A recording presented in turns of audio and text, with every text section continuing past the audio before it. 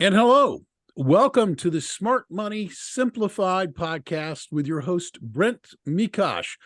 Brent, I'm beyond excited for this episode of your podcast today because you have what is hands down one of my favorite people in the entire universe is your guest. So please take it away. Well, Bill, you made this possible. So thank you for getting Carol on here. So I've got Carol Roth on, and we'll start that she's a recovering investment banker is generally how she introduces herself. She's got well over $1 billion, probably a lot more than that, of transactions under her belt. Now really well-known media figure. You've seen her obviously on Fox Business, a lot of other television shows, across a number of digital platforms. And as someone that's actually written a book myself, what really impresses me is that she's written 3 books. I think, Carol, are all 3 New York Times bestsellers? Only 2 of the 3. Only 2 of the 3. I've got a pretty good batting average, but didn't get that middle one. So well, and I really want to dive into the content of these books today because, you went from Entrepreneur's Equation back probably now about 12 years or so, maybe 2010, 2011, that book came out. And then you went to a topic that was really, really close to my heart here in Arizona when the economic situation that we had as a result of, and I'm not going to say as a result of COVID, I'm going to say as a result of what the policies were put in place around COVID. And so we can start there and chat about that book, which came out in 2020. And then you've got a new one, You Will Own Nothing, which I'm just wrapping up, as I got about maybe 20% of that book left, but I want to talk about that as well. So before we kind of dive into the content and some of the things that you've been discussing, not only just on TV, but on radio, do you want to give us a little bit of background, a little bit more about yourself for maybe some listeners that aren't as familiar with you as Bill and I are? Sure. Well, I am a collector of experiences. I have a resume that sort of doesn't make sense to anybody else except for me, perhaps. And some days it doesn't even make sense for me. But I come from a blue collar family, and my dad was an electrician, and he was very financially savvy, but didn't have a traditional education. And so I got interested in financial topics when I was, quite young. And funny enough, I attribute part of my interest in finance the fact that we used to go to the bank on Saturdays. I don't know if you did that, but like I would go with my dad, and they had donuts, little donut holes and lollipops. And so I was always looking forward to the bank trip. And then I had a bunch of piggy banks and stuff. So I don't know, that I feel like that made me interested in financial topics. But having the blue collar background and seeing just in a couple of generations, my grandma going through the Great Depression and washing paper plates, to my dad kind of struggling and, being kind of very solidly middle class. And then me having this opportunity to like really seize the American dream. I took that opportunity very personally. So it's one of the things that I spend a lot of time just trying to defend that for other people, because, my dad, as I said, neither of my parents graduated from college, but I was able to go to Wharton. I came out with about $40,000 of college debt in the mid 90s, which is, the average of what college debt is today for those who have it. And I paid that down in a year and a half, and went through sort of this, crazy, shift of careers, as a deal maker. By the time I was 25, I was a VP and an officer in an, major investment bank. Still, I call myself recovering because you never really get out of the deal making business. I still act as a consigliere for private equity firms and other C-level executives when they look at deals, and people are always asking me to kind of get them involved in the middle of things. But I never wanted to be the world's best investment banker. I went into that because I was interested in business and finance and the economy, and that was a great way to get a lot of experience. And then, Brent, I wanted to be a game show host, but that didn't really work out for me. So I ended up commentating on TV instead about other things that aren't nearly as fun as giving away, boats and cars and cash and the like. And got dragged into even some political commentary when Mitt Romney ran for president in 2012, because they needed somebody who could explain what private equity was. Back in the day, Yep. the social media wasn't what it was today. The internet wasn't really as developed, and people hadn't even heard of that as much. So that's how I kind of got dragged into the middle. And your producer, Bill, knows this, having been on the show, but I'm a little bit of a class clown. I didn't know anything about politics at the time. So I, could explain the business stuff. And then anytime a political question would come up, I would just make a joke about it. And unfortunately, over time, have gotten far too in the weeds on that stuff.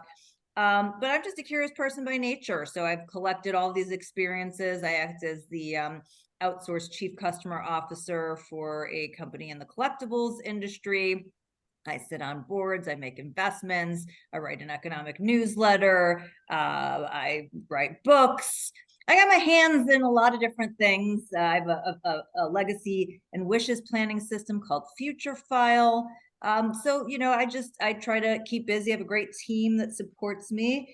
And it's kind of hard to explain what this career is, but it's just, it's information, it's entertainment, and it's making people money. That's sort of the Venn diagram, if you will.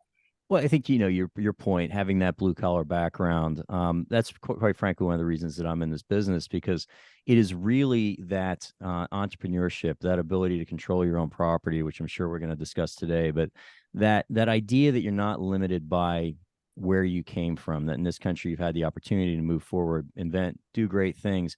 That to me is what I'm passionate about, and walking along with business owners as they endure some of the challenges that they face, and some of those challenges, they're become a lot greater today. And we can kind of start. Before we get in your most current book, let's talk about the war on small business, because this is a topic that is really near and dear to me, but quite frankly, still makes me angry in terms of how we responded as a country when the pandemic came along. And not to diminish the impact that it had, but the idea to me, having grown up with my grandfather as an entrepreneur and working with entrepreneurs in my career, the idea to me that the government can come in and say, your business is not essential, you are shut down, was absolutely appalling. And so was that something that kind of caused you to write this book? Because this was in 2020, I think. Was this released in 2020? Was it that soon? Actually released in 2021. Okay. But I was approached in 2020, right at the beginning of the pandemic. I had written a piece worried about small businesses in March, because March of 2020, I could see the writing on the wall. I heard the rumblings of what, the different entities were talking about. And I'm like, okay, this is going to be bad. There's a path here. If you want to do it, there's a right way to do it. And it's short and it's quick, and it gets us to a clear endpoint. And, that didn't happen. But because I had written that op-ed, and because I had sort of a credible voice in a sort of nonpartisan way around economics and finance, HarperCollins approached me and they said, we think this is going to be a historic economic time, and we'd like somebody to chronicle it. Would you be willing to do that? And like an idiot, I'm like, oh, that sounds interesting. Not Another realizing, how intense this was going to be, how long it was going to go on, how the information was going to change, even just from what you think you heard to what was, ultimately reported. So in that period of time, where I was chronicling it, between the time I wrote the book, started writing in 2020, till releasing it in the middle of 2021, because we had to pick an end date. I wrote like 3.5 different books, just chronicling all the different pieces. And we had, by the way, 3 different titles. We had the looting of America, Too Big to Succeed, and then we sort of ended up on the war on small business, because there was so much going on. And so we just wanted to take one perspective. I actually think maybe it should have been called The Looting of America, but the hindsight's 2020. At any rate, but we decided to kind of focus, given my passion for small business and my history as an advocate, because really there was such a clear delineation in what was done based on who had the clout and connections and who didn't. They kept saying we were all in this together, and we were not. If you were, not any data and science, but if you were a big company and you gave lots of money to lobbyists, you could keep your business open, but you couldn't if you were the same small business next door. You could get your pet's nails done and its fur trimmed at a big box retailer, but you could not get your hair trimmed and nails done at a small business. By the way, if you were a small business that sold weed and liquor that benefited the states, you could stay open. So there were all of these like very clear things that those who were not on the inside were having their rights trampled on. My opinion, and I think the first person to bring this up was actually Scott Lincecum of Cato.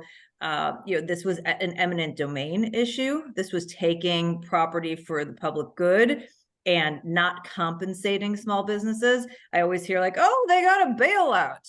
No, they did not get a bailout. First of all, they did nothing wrong. They had their rights taken away from them, and the compensation that they received was not adequate to compensate them for their losses. Now, was there a lot of fraud that happened? Was it a horribly designed program? Did they waste a lot of money? Absolutely.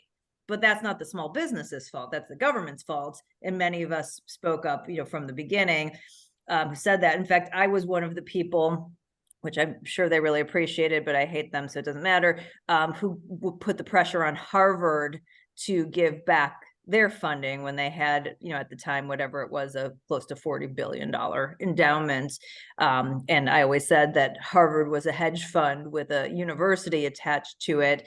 And you saw all this money that was going to these crony institutions. And it's like, why does Harvard need any money? And I think Princeton was the first to fall, and then Stanford, and then because one of my followers had done the initial digging and I made a big deal about it and a bunch of even bigger people picked it up, it actually made its way to President Trump at the time, who said something about it, even though it was his DOE that gave them the money, and put the pressure on them to give it back, but again, drop in the bucket. So that was the kind of stuff that I was seeing real time. And I'm really glad that I had a chance to chronicle what happened, because so many people have tried to rewrite the story or tried to, call things bailouts that weren't. And so I think it's important to go back and really be able to go through what happens. And it's not a happy story. It's a blood boiling kind of story. And I think we'll be looked back on at history as a real critical turning point in our economy, and not in a good way.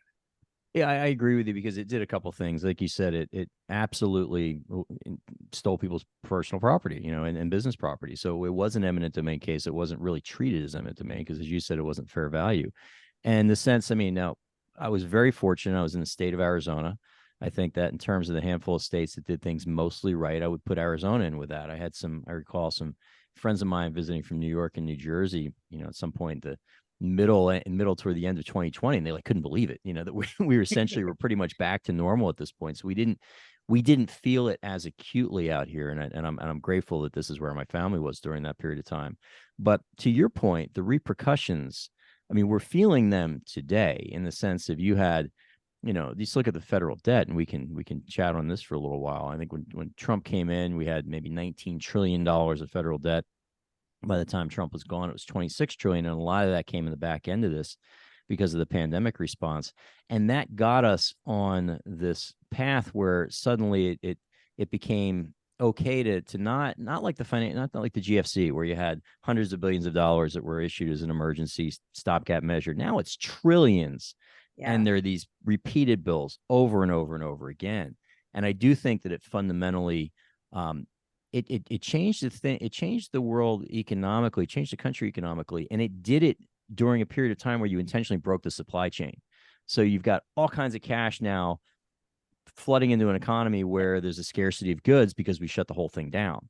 So surprise, what happened? And then stimulus checks, where they go, oh, I can't believe that stimulated the economy, when it's called a stimulus check. Oh, really? What did you think it was going to do? Yeah. And it also, too, in whether it was an experiment with universal basic income, because you had basically, you had checks given out to a lot of people, but it also really changed. It changed also, I think, the culture of the country, in a sense where you now made it okay to not be out working. I don't know if I'm articulating that well, but do you feel the same way I do about that? I mean, I think about the whole thing. Yeah. So check, nod, agree. Yeah, I mean, first of all, this was the most historic wealth transfer from Main Street to Wall Street of all time. As you talk about these, quote unquote, emergency measures, the first measure that was put in place was to support Wall Street, which was a joke, which, gave the legs to letting this continue. It made those legs longer, right? If Amazon's warehouse had been shut down, if you couldn't get your groceries, if the stock market wasn't supported, 15 days to slow the spread would have been 15 days at the longest. It wouldn't have gone on. Then we would have all gotten to mitigation, which is where we got to anyway. And we could have moved on without shuttering a third of the economy and having all those ripple effect issues with supply chain and stimulus and whatnot that you spoke about. And yeah, I think that on top of all of those things that added to the debt burden that normalized this crazy deficit spending, that broke the supply chain, all those things. The cultural shift was also intense. We still, I do think, have people who are still mentally not well. Definitely. Because of having the world shift in such a meaningful way by mandate. And you just feel it when you go out places, like people are just not wholly themselves in large part. And then you have a culture where work from home became the norm, and people are like horrified that they have to go back to the office. The people who have the privilege to do that, obviously many people have to show up or they don't have a job. So it really did kind of shift the expectations from people on what was acceptable. And again, not in a positive, productive way, something that sort of moved us in the opposite direction. So we have the legacy impact of that on top of the legacy impact of the Fed intervening in markets for nearly 15 years. 9 of that with zero interest rate policy, and the rest of that with close to zero interest rate policy. And I just don't think that we've fully seen that work its way through the system yet, or the change in policy either, because we did have 15 years and so many people took advantage of that low cost financing. I just don't think that we've seen fully the expectations of, why is it that things haven't broken quite yet? Because businesses and individuals loaded up on debt for 15 years at no cost, and it hasn't worked its way through the system. So we're still, we're still not in late innings yet. I think we're kind of solidly in the middle of the game. Yeah, I think, you talk about obviously the zero or close to zero interest rate policies we had, and pretty much everybody that could, which was pretty much everybody, they refinance was business, personal, they refinanced their debt in 2020, 2021.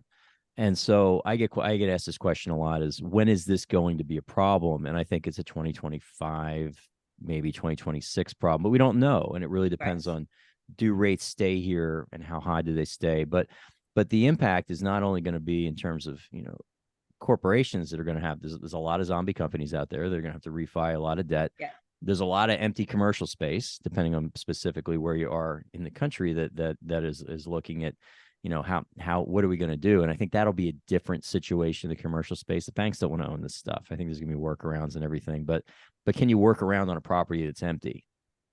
Because the call centers have all been sent home, and the operations people have all been sent home. Can you turn it into an Amazon warehouse? Can you turn it into housing for families and individuals? I mean, those are the kinds of questions that you're going to have to ask. Yeah, and I think there's going to be a lot of that. And I think just even in terms of the movement of people, I was even having a conversation with my father the other day, and he said to me, he's like, "Oh, when your wife going to move?" And I was like, "Dad, we put our house in 2016. We refied in 2020." I was like, 2000 and never. Yeah. Yeah. So it kind of, you're sort of locked in. So to your point, I think it's going to be repercussions. But from a debt standpoint, to me, where we're seeing this really bear fruit now is, we had a treasury auction that occurred Thank you. earlier this week. And it wasn't, now I'm not in the hyperbole, and I will close with something more positive once I get done venting on all this stuff. But it wasn't a great auction. These things should be 2.5 times covered. This was like maybe a 2.2. The tail on it, which you don't want a positive tail, it was kind of positive, meaning that they had to dig into those buyers of last resort a lot more heavily than they needed to. And that was earlier this week on 30-year paper. Yeah. And you gotta ask yourself now, with when I was looking at the finances of the federal government, with 50 basis point 10-year debt, well, you can borrow in to infinity almost, which is what they tried to do. But at 4.5% debt, now you got an issue. $34 trillion, average cost of debt maybe 3.5%. Now it's $1 trillion. It's a lot of money. So what do you think is going to happen from the ability that the federal government, the U.S. government, is going to have to finance this debt and continue to do that? Oh, this is like center of what I've been spending all my time on. And I was never really a bond geek before, but I feel like It's where all the action is now. Yeah, I feel like I've been forced to to become one. So there's so many interesting data points. You talked about the auction and the fact that the primary dealers are the ones who had to absorb even more, were basically forced to take on more of the debt in order for the auction to go off. One of the things I don't know, how much you've gotten in the weeds on, is who has really been the buyer of our debt, on an ongoing basis. And before 2014, you had a lot of central banks Right. around the world, as well as foreign investors, who are really buying it all. And not requiring that much from the Fed or anywhere else. Once you hit 2014, that all dried up, and that's where you saw the Fed really stepping in, accelerating as a buyer. Now that they are technically not a buyer, let's just pretend that forget about their repo programs and all of that stuff, but they're letting stuff roll off their balance sheet, and they're not actively buying. The question becomes, who is that buyer? If you look at the Treasury Borrowing Advisory Committee report that came out a couple of weeks ago, they have this grouping that's called households.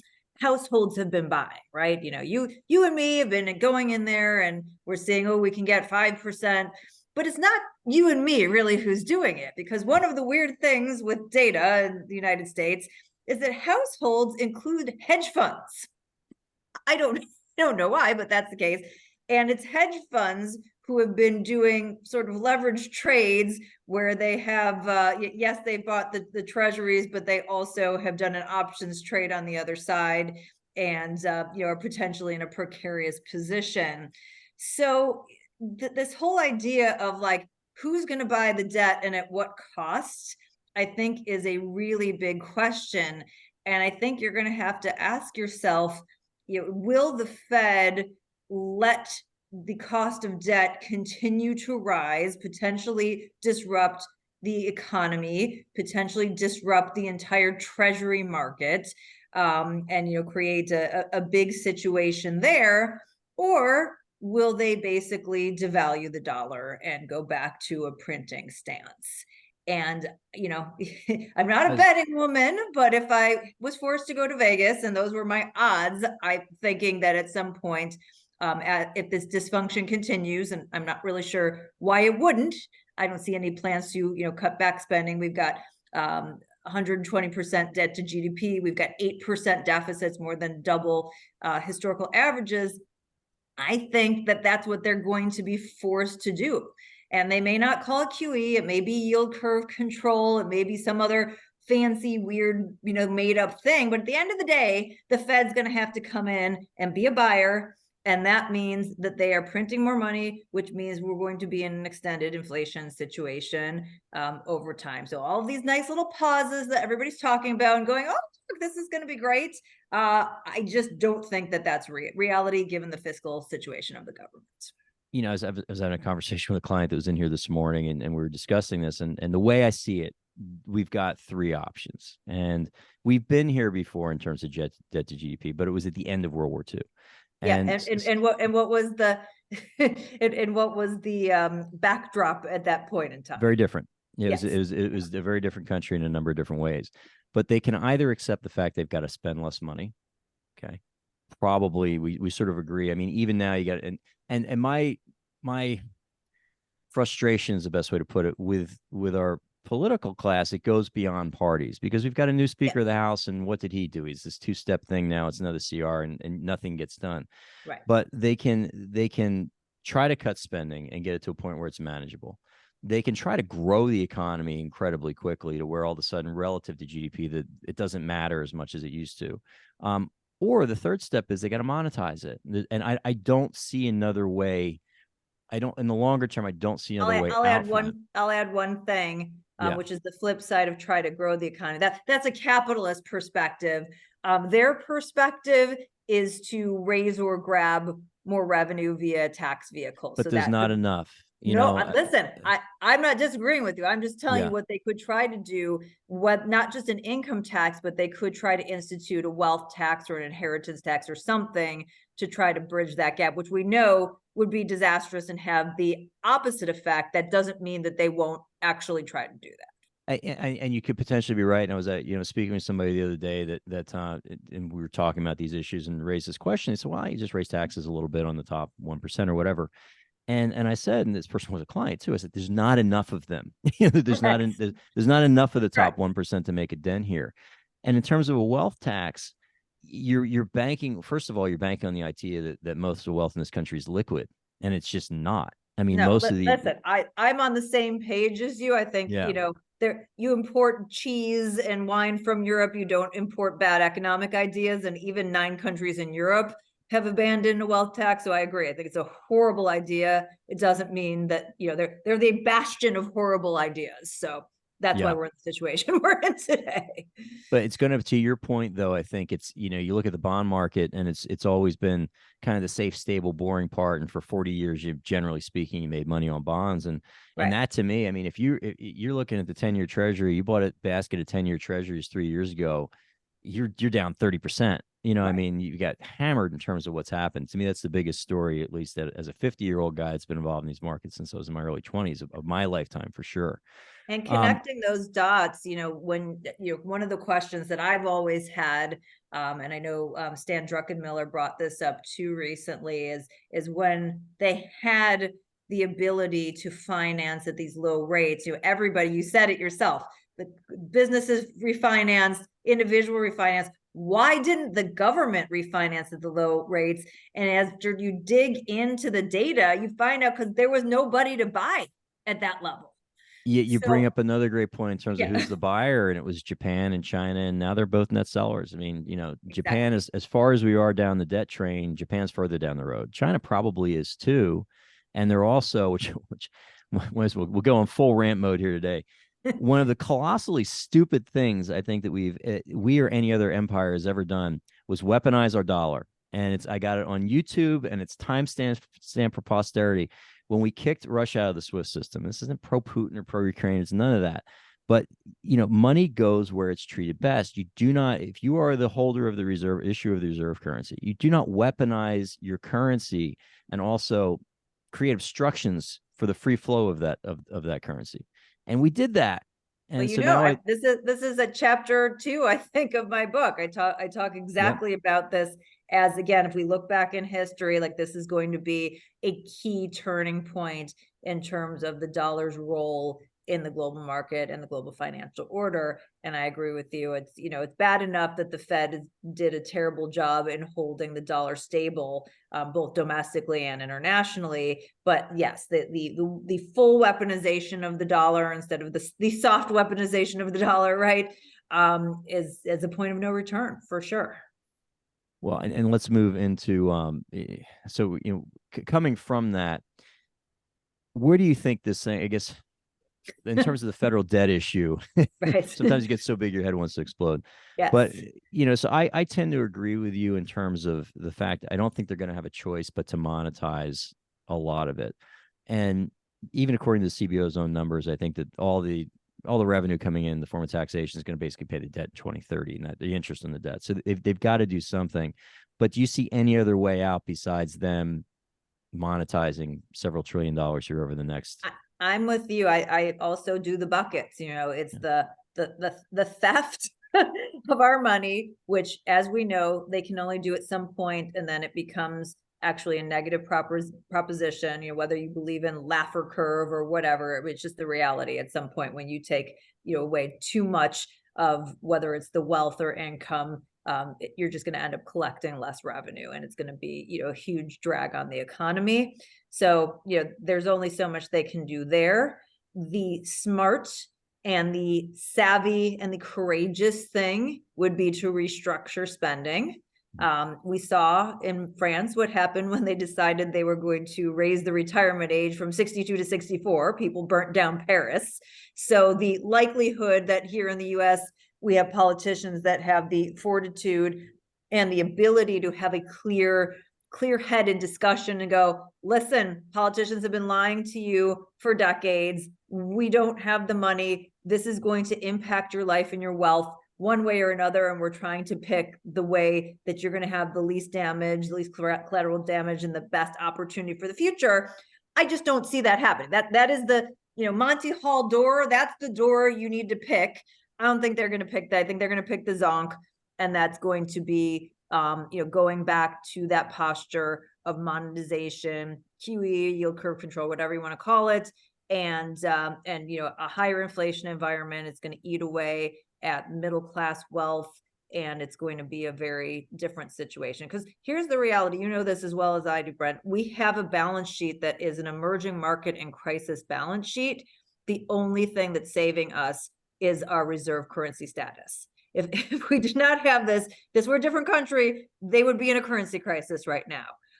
And we have lots of bad actors who are looking to take advantage of that, as you noted. So it's not great. So I think if I'm picking which one they're going to pick, it's not the one that I would pick.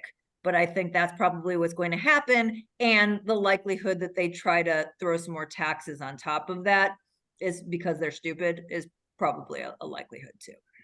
Yeah, I tend to agree with you. And I do think that a lot of Americans would be open to someone just very honestly for a start not lying to them and just saying, look, here's the reality, and put it in the context that people could understand in terms of break it down to a family's budget, a family of four making, whatever the number is. Here's really what's owed. How do you make this work? And paint it to the people that way. Unfortunately, it's like I think of, the political and giants in leadership that we had in the 20th century, not just the United States, but around the world. It's like I'm looking across the landscape now, and I don't see any of those people. No, I see some people with pretty good ideas. I see some people that I prefer more than those, but I don't see that figure on the horizon that can really clearly articulate a vision to the American people of what needs to happen from here. Yeah, and as Bill said, that it's a hard thing to get elected on. It is, yeah. Bill, your producer, says I tend to agree with that, and it's unfortunate. But I've had this discussion with my husband before. We're in a very fortunate position. We don't need Social Security. We would be willing to opt out of it if that meant we would get reforms and a balanced budget and appropriate taxation and all these things. If we knew that would actually matter. What we know is a reality is that if we agreed to something like that, they would just take that and then continue on with the moral hazard that they have, because that's the problem with the structure we have right now, is the people who make the decisions don't have any repercussions, and the benefits they get for being elected and whatnot come with lying and kicking problems down the road and not trying to solve them. So until we figure out a way to get more accountability into the system and to change that incentive model, it's a really tough order, even though it's the right thing to do and what will save the financial foundation of the country for everybody's children and grandchildren and for people around the world. Yeah, it's going to be interesting to watch it play out. Now let's talk about your most recent book. So I'm a huge, I think the foundation of any free society is private property. because you've got to have ownership of your stuff, of the product, of your labor. That's what gives you the reason to innovate, to grow, to take risks. If you can grow that and expand that. Now let's talk about your most recent book, which is another uplifting novel, or an Another uplifting one, story. yes. Another really happy one. You Will Own Nothing. And like I said, about 80% through it. I'm not done it yet. I picked it up last week. Tell me a little bit about what was it that the impetus, what encouraged you to dive down this rabbit hole, because it's a really important one, I think. Thank you. Yeah. So as I was sort of talking to people, and people in this country are doing all the right things, right? They're working hard, they're saving, they're investing, and many are just finding it really hard to get ahead. And I feel like there are these barriers to seizing the American dream. And so I was trying to kind of connect the dots there. So as I was listening to kind of all these different issues people were contending with, certainly some of the social credit issues that came about with COVID, the possibility of a central bank digital currency, the issues with Wall Street coming into the single family home market and competing with people to buy homes, these ridiculous prices that colleges are charging young people, and really doing this wholesale transfer of wealth from the young to these college administrators for degrees in many cases that don't pay a return on investment. Wall Street or big tech trying to rent your life back to you as a subscription or service. I kept like trying to put a connector through this. And then one day, as I'm noodling on all of this, it sort of hit me. And it's like, oh, it's that meme I saw on social media. You'll own nothing and you'll be happy, which came from the World Economic Forum, which we know is a group that's littered with the business and political elite. So when you see this, you're like, there's no way that these people who've benefited from property ownership and property rights could be predicting the end of private property in just a handful of years. And then I went and I watched the video, which is still on their Twitter or X or whatever you want to call it this week's stream. And that was their number one prediction for 2030. It came from their Global Futures Council. You'll own nothing, you'll be happy. So a few things stood out to me. One, as somebody like you has advocated for wealth creation, you kind of open the door here, but wealth comes from ownership, right? You have to own assets that can retain their value or hopefully appreciate in value in order to grow your wealth. And so, the idea that you wouldn't have that, and people throughout history who haven't had that have not been happy, they have not been free. In many cases, they've starved or even lost their lives. I thought that was just very crazy. And then as I sort of dissected the phrasing of it, it's you'll own nothing. It's not will own nothing. So it was very clear to me that the people who are all sitting around making these predictions don't view themselves in the same realm, because they're all out, buying assets, and a lot of hard assets themselves, but they're not seeing that for everybody else. And in fact, they're trying to project to people, oh, you'll be happy. Like, wouldn't it be great if you just give that all up to somebody else? Not sort of trying to force that down somebody else's throat, so that if you accept this, then they don't have to, work harder to make it happen. So it's very sinister, not just from a wealth creation standpoint, but from a sovereignty and an agency standpoint. In order to be free, you have to have ownership, because if you own nothing, then basically somebody else owns you. Yeah, I think, one of the things that you talk a lot in your book about the convenience of it, and streaming services for music, for example. I love music, and I've got albums and records that I love. I own them on vinyl, and like one of my great joys is at nighttime, if like my wife and kids are asleep, is I might pour a little bit of whiskey and put the headphones on so I don't wake anybody up, and just listen through a vinyl record. But I also love my Spotify and I love my Apple Music, and I love a lot of the subscription services that I have. But I had a discussion recently with an estate planning attorney. We're talking about digital assets.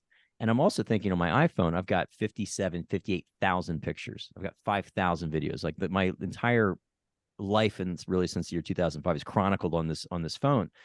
I don't technically own any of that. And it was a discussion brought up to me. We're doing some changes to the estate plan, and what are you going to do about your digital assets? Like, you don't own any. Oh, no, it's my stuff. My wife has my pet.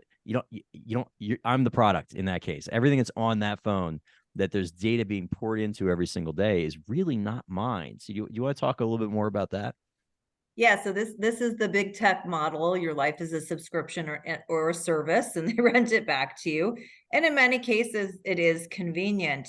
But I think at some point, very soon, we need to ask about our digital rights. And obviously, we've been very clear about trying to protect our rights from the government. Excuse me. Now that Bill said I can retake this, I'm now coughing. Yeah. Protecting our digital rights from the government, but at the same time, we don't have that protection in the digital sphere, and that is a big concern of mine, that these tech companies are really becoming de facto governments. And so the things, whether it be speech or property, that we're used to having some level of protection of our natural rights from, doesn't exist when it comes to tech. Right. And I heard something really that I thought was chilling. And again, this is from both sides of the aisle. Nikki Haley came out, actually, I think it was yesterday, and floated the idea that everyone had to have a registered online Yes. identity on some of these social media platforms. That's obviously new news, but what did you see that one? What's your take? Yeah, that on went over like a lead balloon. I think that was Nikki Haley. And Nikki Haley, yeah. Who floated that, and pretty much everyone came together and went, "That's a terrible idea." But that's what the central planners want, and there's always a manufactured crisis and a reason why they need things for security, and push as a way for us to give up more and more of our rights. And that's a place where, and we've seen it before, tech and government come together to sort of collude in terms of this infringement. And so I think it's something that people need to be very thoughtful about. I think we need more action around that. And again, in some cases, it just may make sense for you to give up your rights, but I think you need to have the lens, and particularly when you get to the bigger things, for something small, not that big of a deal, perhaps. But for some of the bigger things, it is a big deal. And I think with AI and some of the things that come down the pike, it's going to become even more important, because if more social credit takes hold, we saw that kind of percolate during COVID. But at the end of the day, if you have a phone, you don't actually own anything other than a brick of glass and microchips and plastic. If Apple, who has been great on privacy, but they could get different people who are in charge there who aren't, decides, Brent, we don't like what you did, we're going to cut you off from your iCloud account, you might not ever have access to those 55,000 pictures or whatever it is. So are you doing the things to protect, if something's important to you, protect it and make sure that you have secured what is yours and what is important and valuable to you, however you place the value on that. You're going to give me a segue into another thing that I want to discuss with you here. Central bank digital currency. Because to me, this is the single, I don't care if you are libertarian, you're Democrat, you're Republican, Green Party, it doesn't matter. Everyone needs to push back against this. And so what makes a central bank digital currency different than me owning some Bitcoin in a digital wallet? Okay, first of all, I think you're in my brain, and I'm just going to send you on the road. You can do my book tour for me, because we're just simpatico on all these things. I'm used to arguing with people, Brent. Central bank digital currency, I agree, is the number one most frightening thing. And the difference there is that they're trying to piggyback off the interest in Bitcoin and other cryptocurrency. The interest is there from all the reasons we talked about. People don't trust the Fed or the government or fiat currency. They know they're going to continue to base that currency. And so they want something that's decentralized, that can be a better store of value. And so some people are turning to Bitcoin, as well as other assets for that. What the government, the Fed, are doing is going, well, we don't want to lose the power. If we control the money, we control the people. So let's kind of trick people who think that this is interesting into giving us more power. And this has already happened in plenty of countries around the world. There's been a pilot program here in the US with the Fed and a bunch of financial financial services companies. There's been principles put out at the retail level for the G7 country related to central bank digital currency. And the rub is that they have complete transparency on every dollar you spend. So if they have these digital dollars that they control at the Fed level, and that is retail facing, meaning you know, the currency that's in the hands of you, the consumer, they can have the ability to turn that currency off at their whim. They could have the ability to force you to spend it in certain places or lose it. It's a very easy conduit for them to get people on board with something like UBI, or, you know, further debasement of dollars by tricking people who are financially illiterate to say, hey, turn in one US dollar and I'll give you 100 digital dollars. And people go, oh my God, I'm going to be a digital dollar millionaire. Okay, great. Well, what is that going to buy you? It's about the purchasing power, not about the headline number.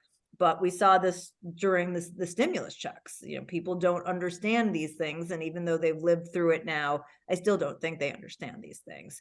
So it's completely terrifying, whether it's a tool that they use, you know, to implement social credit, to push their agenda, or to even just, you know, control the inflation that they've caused. You know, that will take away, you know, complete freedom. And I think that's one of the reasons why people are looking to things like physical precious metals, you know, cryptocurrency, other hard assets right now, to round out their portfolio with some real hedges, not just because of the actions of the government that are, you know, clear, but because of the possibility of a central bank digital currency. It's one of the number one issues, you know, not only that I see, but as I go around and talk to people across the country, people who are informed, it's their number one issue. It's by far for me, because it's an ability to turn your money off for what you use it for. And so even on, you know, and the counter argument is, well, if you get nothing to hide, then who cares if people know where it's spent? But you could drill down to the point where we've got a climate emergency, and this isn't pro or anti global warming, but you know what, you've had enough red meat, because red meat, the methane from the cows, I mean, you can get down into the weeds that much to control your purchases. And if you truly Brent, I don't like what you posted on Facebook today. We're just going to put you in a timeout. You can't spend anything. So. Yeah, exactly. Or you know, you burned your carbon allotment for, or you said something where, let's say during COVID, because let's be honest, the initial a lot of the COVID conspiracies early on were proven true. You know, toward the tail end of it. And so you didn't you're get the not eating vaccine. today. Sorry. Yeah. And you can't have access to the money you've earned. I mean, just think about how sinister that is. Yeah. Yeah, and that to me, again, coming back to the private property issue, I mean, that to me is the hot button thing. It's something that I don't hear spoken about very much. The fact that you address it, I think, is hugely important, because it's something that has to be stopped, or else you do not have autonomy over your life. And I don't care left, right, in the middle, whatever your viewpoint might be. If you want to own your life, you've got to own how you spend your dollars, and not have that dictated to you by some faraway source. It's just fundamentally at my core believe that. Amen. So, well, Carol, I cannot thank you enough. I've kept you now for about almost 50 minutes. Awesome conversation. If people want to learn more about your work, obviously your books and all the stuff that you're doing, how do they find you, and where do they go to if they want to educate themselves more on some of these topics we discussed today? I'm hiding, Brent. I'm hoping that nobody finds me. No, so a few things. One is I spend a lot of time on Twitter, or I guess we're calling it X now, at Carol J.S. Roth. That's my handle across sort of social platforms.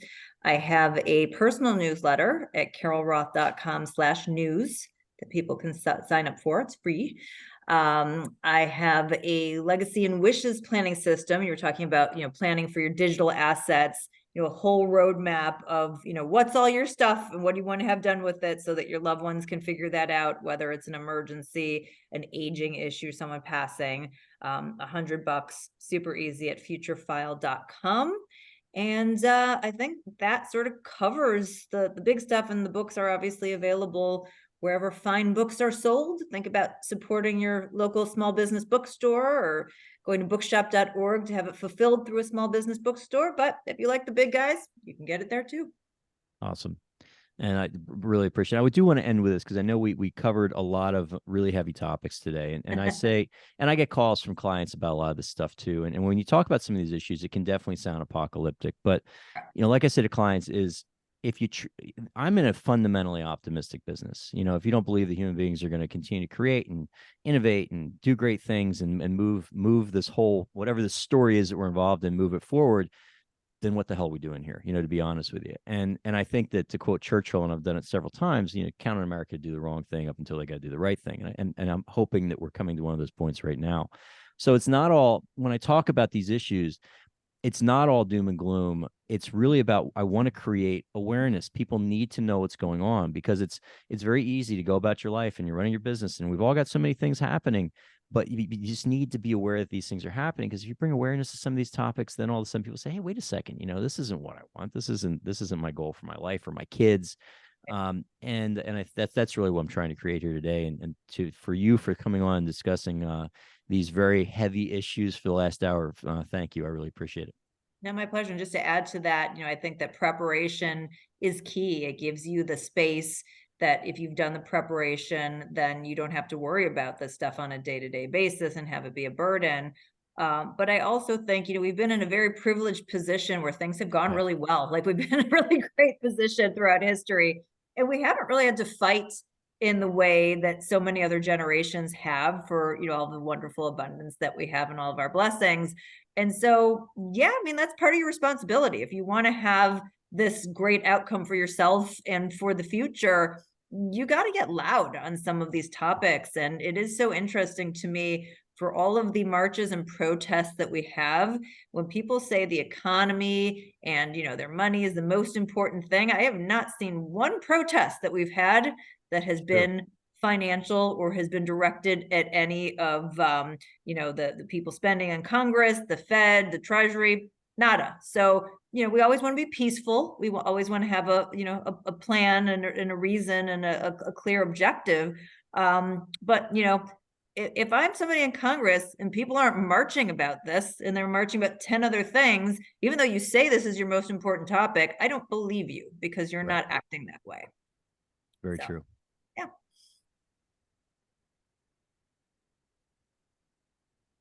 Can you hear Bill? No. No. Hey, Bill, we can't hear you. You must be on mute. Well, all right, let me do that again. And now you know why Carol is one of my favorite people in the entire world. Yeah, it's thoughtful stuff.